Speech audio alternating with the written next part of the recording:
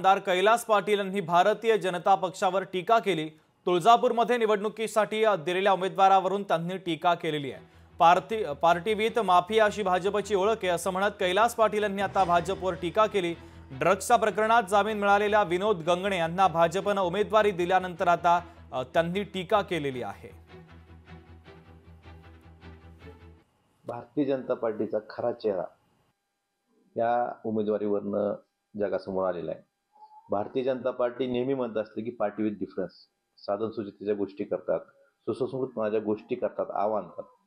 परंतु ही party with डिफरन्सची काही लोकांनी त्या भारतीय जनता पार्टीला जी म्हणायची पार्टी विथ डिफरन्स, त्याला पार्टी विथ माफिया काही लोकांमुळे भारतीय जनता पार्टीची ओळख निर्माण व्हायला सुरू झालेली आहे। त्यामुळे भारतीय जनता पार्टीने विचार केला पाहिजे की आपण ज्या गोष्टी करतो, ज्या गोष्टी बोलतो, आपल्या कथनी आणि करणीमध्ये किती फरक आहे हे उमेदवारीवरनं त्यांनी जे उमेदवारी जाहीर केलेली आहे, जे ड्रग्स प्रकरण असेल, क्रिकेटचा सट्टा असेल, मटका असेल, या वेगवेगळ्या प्रकारांना आरोपीला जर तुम्ही उमेदवारी देताय, मग हाच का तुमचा चेहरा? लोकशाही मराठी ऐका, पहा, जागरूक रहा।